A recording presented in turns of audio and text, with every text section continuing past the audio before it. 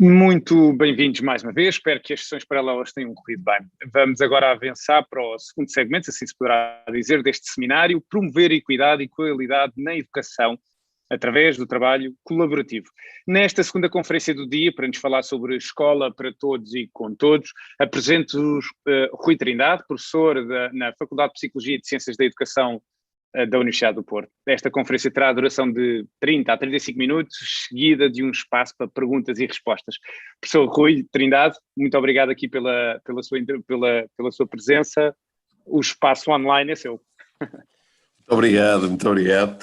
Eu, em primeiro lugar, quero felicitar a Direção-Geral de Educação e a Ordem dos Psicólogos Portugueses por mais este seminário. E quero agradecer o convite para estar aqui presente, a falar de um tema difícil e que, portanto, enfim, nos coloca a todos perante o desafio de falar de um tema difícil e do qual se fala muito também. E, portanto, a grande questão deste tema e a sua dificuldade tem a ver com o facto de provavelmente, não é provavelmente, de certeza absoluta, não estamos apenas perante desafios de caráter técnico, nós estamos, quando falamos de uma escola com todos e para todos, estamos a falar de abordagens que remetem para diferentes visões do mundo, diferentes visões da sociedade e diferentes visões das pessoas.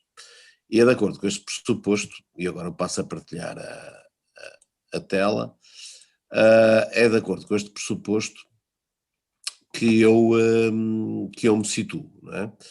E por causa disso, desta noção que não estamos perante apenas um problema de caráter técnico, embora tenha dimensões técnicas que não podem ser subestimadas, que eu tenho de definir qual é a minha perspectiva sobre este assunto. E na minha opinião, o projeto de construção de uma escola inclusiva é uma reflexão que obriga a pensar a escola como um todo, não é? A escola e o modelo de educação escolar, quanto aos seus objetivos educacionais, quanto à racionalidade educacional que anima o modelo de educação escolar, quanto à cultura organizacional das escolas e também quanto à organização e gestão de trabalho pedagógico, o que é que tem lugar. Sem discutirmos isto, não é possível discutir uma escola inclusiva. E, portanto, é em nome deste pressuposto que me parece que a reflexão sobre a construção de uma escola inclusiva não pode continuar confinada à generosidade como categoria de ação pedagógica, aos pressupostos da racionalidade educativa meritocrática e às ilusões das abordagens tecnocráticas. É alguma coisa que é difícil discutir, é alguma coisa que temos de aprender a discutir, mas é obrigatório fazê-lo. E quando eu estou a falar da generosidade como categoria pedagógica, não estou a negar, bem pelo contrário, a generosidade como imperativo moral. São coisas completamente diferentes. A generosidade é uma condição para quem trabalha em educação. A empatia é uma condição para quem trabalha em educação. O grande problema é quando a generosidade como categoria pedagógica remete muitas vezes para a legitimação de intervenções de natureza assistencialista. Intervenções essas que devem ou têm de assumir uma função enquanto intervenções que visam gerir as tensões sociais e educativas nas escolas, mantendo, por sua vez, uma escola a várias velocidades, uma escola com um valor distinto consoante a origem social dos seus alunos. É também a generosidade como categoria pedagógica que permite credibilizar a racionalidade educativa meritocrática. É também esta generosidade pedagógica que, sobretudo, e para mim este é o maior problema da generosidade como categoria pedagógica, iludir a necessidade de fazermos interpelações educativas à escola, ao modo como se ensina, ao modo como se aprende, ao modo como se está, ao modo como a escola se encontra organizada. E creio que é de facto este um dos maiores problemas que temos pela frente quando discutimos uma escola inclusiva. A ausência de interpelação educativa. Dito isto, e para afunilar o debate, para o concretizar, para o operacionalizar, eu creio que podemos discutir a escola, uma escola inclusiva, a partir do debate que hoje é um debate muito bem sustentado sobre a diferenciação curricular e pedagógica. E nós, no domínio deste debate, podemos identificar duas grandes perspectivas. Uma que eu chamarei as abordagens circunscritas e outras que eu chamarei as abordagens empoderadoras. E creio que estas abordagens circunscritas e empoderadoras remetem-nos certamente para a questão das políticas educativas, remetem certamente para o modo como as escolas são geridas e para a sua cultura organizacional, remetem para as questões da gestão curricular e pedagógica, e dentro da gestão curricular e pedagógica remetem-nos para o processo de planificação e de avaliação. Não se trata, portanto, de olhar para o processo de planificação e avaliação como processos insulares, trata-se de percebê-los desta forma mais ampla, mas são de facto aqui onde se joga muitas vezes o essencial daquilo que é uma escola inclusiva ou não. E diria que nas abordagens circunscritas eu posso identificar três perspectivas: a abordagem assistencialista, a abordagem remediativa e a abordagem compensatória. Muito rapidamente tenderei a caracterizar uma delas e recorrendo a uma reflexão, na minha opinião, muito interessante, sustentada, informada, da professora Maria Aludão, que considera que a abordagem assistencialista se caracteriza, sobretudo, por, em nome das diferenças, acabar por legitimar a segregação dos alunos. E fala-nos de duas estratégias que, de alguma forma, corporizam a abordagem assistencialista. A primeira, a abordagem que ela chama abordagens educativas que se desenvolvem de acordo com o princípio da simplificação-regulação e muitas vezes o recurso às atividades extracurriculares como formas de promover a abordagem assistencialista. De uma forma geral, a ideia das abordagens extracurriculares é a necessidade de acreditar que tudo se resolve se as crianças, se os jovens, se os adolescentes tiverem oportunidades de socialização que lhes permitam compreender regras, que lhes permitam compreender como é que se podem relacionar uns com os outros, e portanto isto seria condição para depois eles se integrarem e terem sucesso na sua vida escolar. O grande problema das atividades extracurriculares é que elas estão dissociadas das exigências e dos desafios curriculares que se propõem nas escolas. Creio que, de qualquer forma, aquilo que eventualmente nos possa interessar mais, porque é mais usada, é mais conhecida, é aquela que merece ser discutida, quanto às suas zonas de luz e quanto às suas zonas de sombra, é o princípio da simplificação-regulação.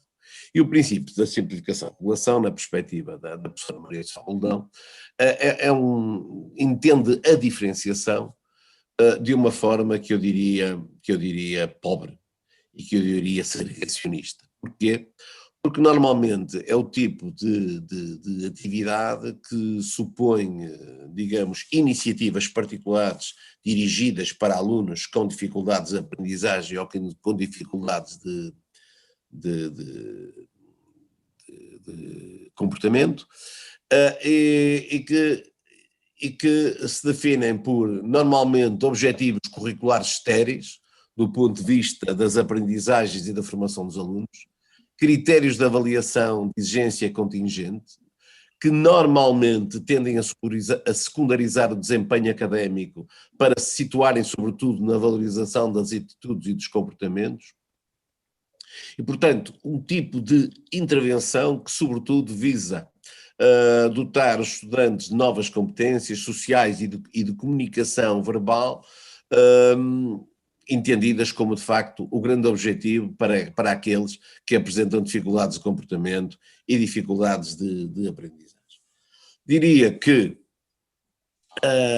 nesta perspectiva, à qual associo uma outra, que é da abordagem compensatória, que na perspectiva de Maria Salomão se caracteriza pelo princípio da compensação educativa e se trata basicamente de organizar sessões tutoriais que acrescem ao trabalho que os alunos têm na escola, nas salas de aula, onde os alunos terão de realizar exercícios de forma a superarem as tarefas onde, do ponto de vista da aprendizagem, são mal-sucedidos. Basicamente, isto é um tipo de intervenção que os psicólogos conhecem bem. Trata-se de identificar essas tarefas, de compor essas tarefas em subtarefas e de fazer com que os meninos transitem através dessas subtarefas até conseguirem atingir o objetivo fundamental. A ideia aqui é que haja um controle constante sobre o desempenho dos alunos, que permita, por um lado, aferir se eles estão a ser bem-sucedidos e permita aos professores tomarem decisões educativas. Eu creio que não se pode fechar esta possibilidade de intervenção desde o momento que não nos circunscrevamos apenas a este modo de intervenção. Por sua vez, o problema destas perspectivas que eu diria circunscritas de diferenciação, confrontam-nos primeiro com um primeiro equívoco. É que a diferenciação é vista apenas para os alunos que apresentam dificuldades na escola. Fica circunscrita a respostas a alunos que apresentam dificuldades. O outro problema é que tendem, normalmente, esta resposta tende a não interpelar as condições curriculares, as estratégias pedagógicas, as metodologias de avaliação, que, podendo ser inadequadas, também poderão ser responsáveis por isso, pelas dificuldades de aprendizagem dos alunos.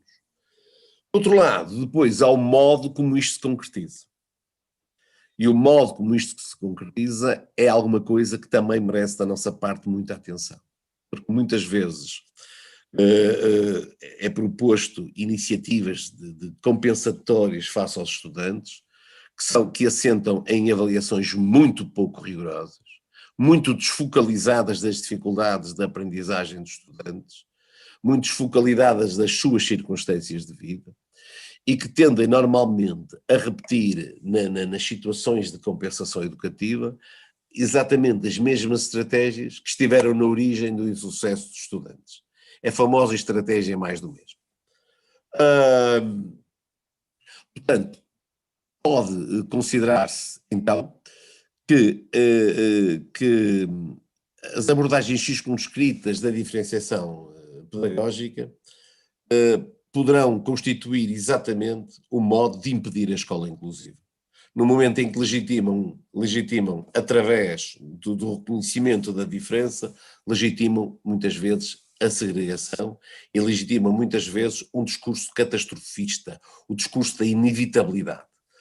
Por outro lado, não se trata de recusar algumas vezes a necessidade de intervenções de caráter compensatório, volto a dizer, se elas forem de facto circunscritas e se forem bem construídas. Porque muitas vezes outro dos problemas das intervenções de natureza circunscrita é a forma burocrática, pouco rigorosa e desfocalizada com que essas iniciativas são desenvolvidas. Numa outra perspectiva, absolutamente diferente desta, e que é aquela que, na minha opinião, permite que construamos uma escola para todos e com todos, eu diria, de forma mais rigorosa, aquela perspectiva que permite que nós aprendamos a construir, e volto a repetir, aprendamos a construir, porque se trata de uma aprendizagem que estamos a fazer, e trata-se de uma aprendizagem que iremos continuar a fazer, da construção de uma escola para todos e com todos. Trata-se de perceber que o primeiro momento é de interpelar, problematizar, compreender que muitas das dificuldades dos nossos alunos e que muita da ineficácia da nossa escola passa pelo paradigma pedagógico da instrução e pela utilização do modo de ensino simultâneo, através da qual esse paradigma se concretiza. E o paradigma pedagógico da instrução é o paradigma fundador da escola. É o paradigma que está bem presente no pressuposto proposto por Comênios, quando pretendia que na escola se ensinasse a todos como se todos fossem um só. Por outro lado, nesta perspectiva, que é a perspectiva do mundo, onde a diferença deixou de ser penalizadora para ser entendida como propriedade e condição da vida que vivemos, é preciso que se reconheça os alunos como diferentes, não como problema, mas como propriedade e condição dos desafios e das exigências pedagógicas com que nós, enquanto profissionais de educação, nos defrontamos nas escolas. Portanto, o princípio, ensinar tudo a todos, deixou de ser um princípio que deixou de fazer sentido. Isto é relativamente consensual. O que nós temos de discutir é se deixou de fazer sentido porque se tornou inexecuível ou porque deixou de fazer sentido porque impede a escola de se afirmar como um espaço de formação culturalmente significativo e adequado às exigências do mundo, das exigências do mundo e de sociedades que se reivindicam como democráticas, exigências do mundo onde a tecnologia, onde o conhecimento se perfilam de uma outra maneira e têm uma outra importância nas nossas vidas.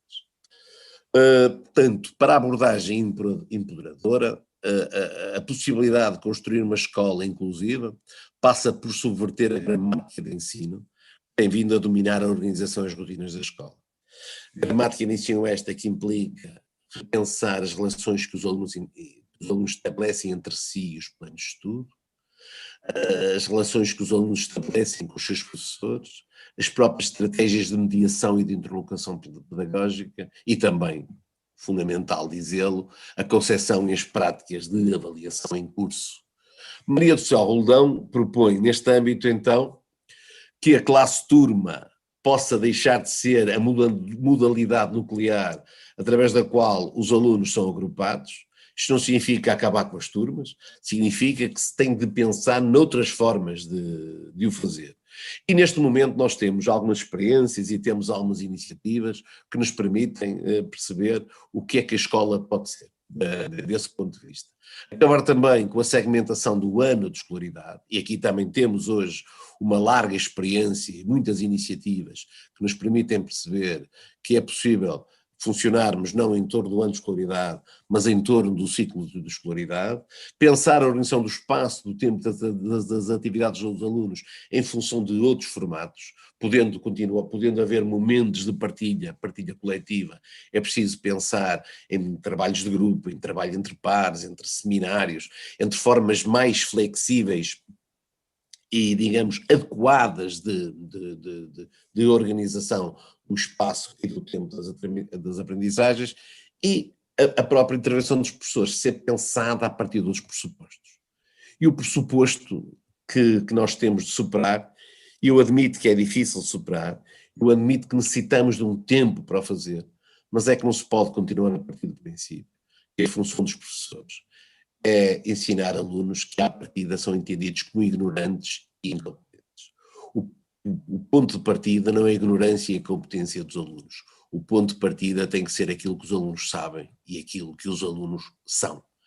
E, portanto, isto significa que vamos precisar de formas de trabalho mais flexíveis, menos burocratizadas, pensadas de forma mais contextualizada e, sobretudo, pensada em função da necessidade de criarmos e de aprendermos a criar situações de trabalho culturalmente significativas. Portanto, significa também que os alunos passam a assumir um papel mais ativo dentro da sala de aula, o que pressupõe uma organização e existência de dispositivos pedagógicos que lhes permitam que tomem consciência das aprendizagens que deverão realizar, que participem na regulação e monitorização das atividades conducentes à realização das tais aprendizagens e que tenham consciência do trabalho que realizar e do trabalho que irão desenvolver. O que eu estou a dizer não estou a falar de futuro, estou a falar de presente. Estou a pensar que o projeto de mentoria que hoje tem vindo a ser desenvolvido nas escolas, com a participação, nomeadamente, de muitos psicólogos, é de facto, e de muitos professores também, é de facto um exemplo desta possibilidade. Por sua vez, é preciso também subverter, rebentar, implodir com o ciclo didático que se confina ao ciclo da exposição, da aplicação e da verificação, que é um ciclo maldito, é um ciclo que já deu o que tinha a dar, não é? Do ponto de vista das suas implicações. Não significa que não continue a haver aulas positivas. As aulas positivas continuam a fazer sentido, é preciso que as aulas positivas não continuem a ser hegemónicas, é preciso compreender quando é que a aula positiva é a metodologia mais adequada e pode ser uma metodologia adequada. Desde que as aulas positivas, de facto, não continuem a servir para a distribuição unidirecional e massiva da informação e das perguntas, que visam verificar se os alunos são capazes de reproduzir exatamente aquilo que o professor lhes ensinou. Portanto, eu termino com uma frase do Boaventura Sousa Santos que me parece que se consubstancia aquilo que é o desafio de uma escola para todos e com todos. Uma escola que nós temos que aprender a construir e que eu creio que estamos a aprender a construir. O Boaventura Sousa Santos diz-me que temos o direito a ser iguais quando a nossa diferença nos inferioriza e temos o direito a ser diferentes quando a nossa igualdade nos descaracteriza. Daí a necessidade de uma igualdade que reconheça as diferenças e de uma diferença que não produza, alimente ou reproduza as desigualdades. Muito obrigado pela vossa atenção, espero ter sido útil. Muito obrigado, professor Rui Trindade. Não sei se me está a ouvir, está-me a ouvir? Estou, perfeito. Ótimo, perfeito. Maravilha. Muito obrigado aqui pela sua intervenção, interessantíssima, como também já era expectável. Tenho algumas questões que nos foram chegando e gostaria de partilhar consigo. Okay. Então são 3, 4 questões que gostaria, e peço desculpa aqui pelo pedido, mas agradecia ao seu poder de síntese, que eu sei que existe. Entendo. Muito bem, então vamos à primeira. Como se compatibiliza um projeto de inclusão escolar com a necessidade de a escola ter de contribuir também para a formação de elites mais esclarecidas e capazes? Ok, é para responder, ok. Então falemos sobre o modo como a escola que temos tem vindo a formar as elites mais esclarecidas e capazes. E para não haver especulações, eu vou aos relatórios do IAV relativos aos exames nacionais do ensino secundário e vou aos últimos resultados do TIMSS, né, tão falados. Uhum. Nós verificamos pelos relatórios dos exames do ensino secundário é que temos um problema, e o problema é este, é que os nossos alunos são ótimos na reprodução da informação, mas não têm dificuldades em inferir informação, têm dificuldade em desenvolver estratégias próprias que não tenham sido treinadas previamente na sala de aula. Nos resultados do TIMSS, o que é que nós verificamos? Primeiro que não estamos tão mal como para aí se pinta, mas na verdade, isso é uma coisa também muito importante dizê-lo, não é? Porque de repente, quer dizer, isto joga com agendas políticas e isto muitas vezes torna-se num problema para a discussão que verdadeiramente interessa. Mas os resultados do TIMSS nos mostram é que do ponto de vista daquilo que são digamos, as competências mais exigentes, as competências cognitivas mais exigentes, nós continuamos atrás. Então eu diria que aquilo que nós temos hoje ainda, apesar de tudo e apesar das transformações que têm vindo a ser realizadas nas nossas escolas, e algumas dessas transformações são profundamente positivas, nós temos melhores resultados do ponto de vista do abandono, temos melhores resultados do ponto de vista do insucesso, mas continuamos de alguma forma sujeitos à racionalidade de uma escola de massas elitizada. E portanto o que nós precisamos é de facto uma escola mais inclusiva, uma escola que por um lado contribua para uma formação académica mais exigente, mas também para uma formação humana mais exigente. Creio que isto só pode ser feito no âmbito de uma escola inclusiva. E relativamente ao Decreto-Lei 54/2018, acha que pode ser entendido como um contributo decisivo para a afirmação de projetos escolares mais inclusivos, e já que estamos a falar nesta questão da escola mais inclusiva? Sim, embora o Decreto-Lei 54, eu não associo sempre ao Decreto-Lei 55 e sobretudo associo sempre ao perfil do aluno à saída escolar obrigatória. Se quiser acrescentar mais uma coisa, associo também ao despacho 181/2019. Eu explico porquê. Porque nós hoje temos um quadro legal, pela primeira vez na história da educação deste país, que permite que as escolas possam funcionar a diferentes ritmos, possam funcionar em diferentes circunstâncias, possam ter projetos, possam ter até um tempo para aprender a fazer. E, portanto, o que me parece é que o Decreto-Lei 54, que é um Decreto-Lei que introduz, na minha opinião, alguma coisa fundamental, que é a dimensão organizacional e educativa como modalidade de resposta, parece-me, e é muito importante, porque nós necessitamos de perceber a inclusão como um problema organizacional. Isto não é o problema do professor A, B ou C, não é o problema do SPO, não é o problema do gabinete, não é o problema apenas do EMAE, é um problema da escola toda. Parece-me que o Decreto-Lei 54, ao introduzir isto, introduz alguma coisa de fundamental. Assim como introduz também o facto de que nós, na escola, a escola é uma instituição de natureza educativa, não é uma instituição de natureza terapêutica. E, portanto, significa que, de alguma maneira, a questão, por exemplo, da intervenção com alunos que manifestem com necessidades educativas especiais pode ser circunscrita e não pode ser episódica. Eu fiz o meu curso na Faculdade de Psicologia e Ciência da Educação em fins da década de 90, fins da década de 80, princípios de 90. Lembro do meu querido professor Joaquim Bairrão Ruivo, que na altura, apresentando-nos o relatório Arnoc, nos mostrava como o modelo médico-pedagógico tinha falido. Pelos vistos não faliu, não é? E portanto daí a importância do Decreto-Lei 54, que nos mostra esta possibilidade de pensar que a intervenção tem de ser educativa e tem de ser uma intervenção que pense as questões da organização, que me parece fundamental, de forma a rentabilizar os nossos recursos. Ficou retido a escola é uma instituição de natureza educativa e não terapêutica, de facto, muito interessante. E numa escola para todos e com todos, qual o contributo que os psicólogos podem e devem assumir em tal projeto? Muito bem, esta é uma pergunta que para mim é muito simpática, não é?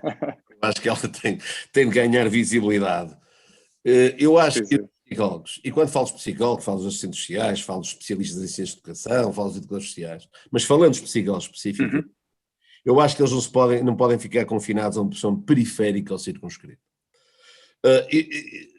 Parece-me interessante que existam SPOs, parece-me interessante que existam MIAs, parece-me interessante tudo isso, e parece-me interessante que os psicólogos estejam aí. Mas isto não pode gerar uma intervenção de caráter confinado, aliás, que é uma palavra maldita nos que correm. É preciso que a partir daí os psicólogos possam ter uma intervenção muitíssimo mais ampla, nomeadamente ao nível da questão da gestão curricular, ao nível da gestão pedagógica, ao nível da participação em projetos desta natureza, que não sejam projetos periféricos, sejam projetos nucleares. Isto implica, por um lado, que a escola tem que se organizar para este tipo de trabalho, mas também implica que os próprios psicólogos tenham que, de alguma forma, se formar para este tipo de trabalho. Não tenho nada contra alguém que venha de uma experiência de clínica para a escola, nada, desde o momento que perceba que a experiência da escola é uma experiência completamente diferente, que os objetivos são outros, que as idiosincrasias são outros, que os desafios são outros. E, portanto, até me parece que é na base dessa articulação, dessa transversalização de saberes, que o trabalho dos psicólogos pode ser decisivo. Quando se fala de uma escola de bem-estar não é uma escola apenas que proporciona boas relações. É uma escola que proporciona as boas relações, que também pressupõe aprendizagens culturalmente significativas. E, portanto, eu creio que os psicólogos têm um património, têm uma experiência que pode ser muito interessante, pode ser decisivo para as escolas, mas também é preciso pensar que esse património e essa experiência têm de ter em conta esta especificidade das escolas como espaços de socialização cultural. Eu não resisto, eu tinha só 3 questões, mas a conversa está a ser ótima, portanto tenho aqui mais uma questão que é, não acha que as exigências de uma escola para todos e com todos pode conduzir ao que António Novo designa por transbordamento das funções docentes, que não serve nem as escolas nem os docentes? Pô, quer dizer, vamos a essa questão. É uma questão muito interessante, embora essa é uma questão que diz respeito, não diz respeito a todos, mas diz respeito aos professores. Acho que nós temos uma cultura organizada das escolas, e quando eu digo isto não é nenhuma crítica, é a constatação de um facto, e é a constatação que este processo está em mudança, onde nós temos uma cultura organizacional, que por sua vez assenta numa cultura profissional, no caso os professores, profundamente individualista. E creio que é a cultura, que esta cultura profissional individualista que é responsável pelo transbordamento de funções. Uhum. Porque uma cultura de partilha, numa cultura colegial, numa cultura em que as pessoas dialogam entre si, que as pessoas dialogam com os psicólogos, que as pessoas dialogam com os assistentes sociais, que as pessoas dialogam com os mediadores, etc., eu creio que, eventualmente, a resposta ao transbordamento vai ser dada. Mas, ou seja, mas a grande questão não se trata de, não é o problema da escola com todos, não é o problema da escola inclusiva que gera isto. A escola inclusiva necessita de uma cultura de colegialidade. E se nós a formos capazes de implementar, provavelmente o medo, os receios do professor António Nova serão superados. Agora, é uma aprendizagem que nós vamos ter que fazer. E não é uma aprendizagem fácil, é uma aprendizagem que vai levar tempo. Mas creio que é esse o caminho. Sr. Rui, agradeço-lhe imenso aqui ter disponibilizado o seu tempo, foi interessantíssimo. Muito obrigado também por ter respondido aqui a estas questões que eu fui colocando. Tinha muitas mais, mas de facto o tempo, já sabemos como é que é, o tempo não perdoa. Muito obrigado mais uma vez, professor Rui. Eu é que agradeço, e um bom congresso. Eu vou continuar por aí, vou continuar. Okay, ótimo. Muito obrigado. Um abraço obrigado para todos e para todas. De seguida irão decorrer as sessões paralelas, relembro mais uma vez que têm de entrar pelo site, selecionar o menu Sessões Paralelas e utilizar os códigos de acesso que foram enviados no passado dia 12 deste mês. Se não recebeu o código da sessão que se inscreveu, veja na sua caixa de spam ou entre em contacto com o Helpdesk que está no menu Contacto do site deste seminário. Relembro as salas que irão arrancar. Temos 5 salas, ao contrário da primeira sessão que tivemos 4 salas, agora iremos ter 5 salas. A primeira, Cultura Colaborativa, Populações Vulneráveis e o Papel dos Psicólogos, Rui Marques, do Instituto Padre António Vieira. Na segunda sala, Plano Integrado e Inovador de Combate ao Incesto Escolar do Concelho de Leiria. Sim, juntos somos mais capazes, de Pedro Cordeiro, da Faculdade de Psicologia e de Ciências da Educação da Universidade de Coimbra, e de Ana Bela Graça, Vice-Presidente da Câmara Municipal de Leiria e Vereadora da Educação e Cultura, da Câmara Municipal de Leiria, naturalmente.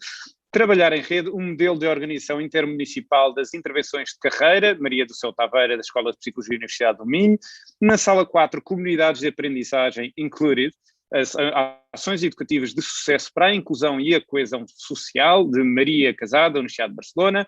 E programa na sala 5, programa de mentoria da teoria à prática na escola de Tânia Nunes e Vítor Azevedo, do agrupamento de escolas de Cristelo. Da minha parte, despeço-me para já e encontramos às 14h30 aqui para a conferência Practitioner, Competence and Ethical Issues in Use of Information and Communication Technologies in Career Guidance, com Raymond Vorenin e Ana Ketunen. Obrigado, até já, e se não nos vimos antes, um bom almoço.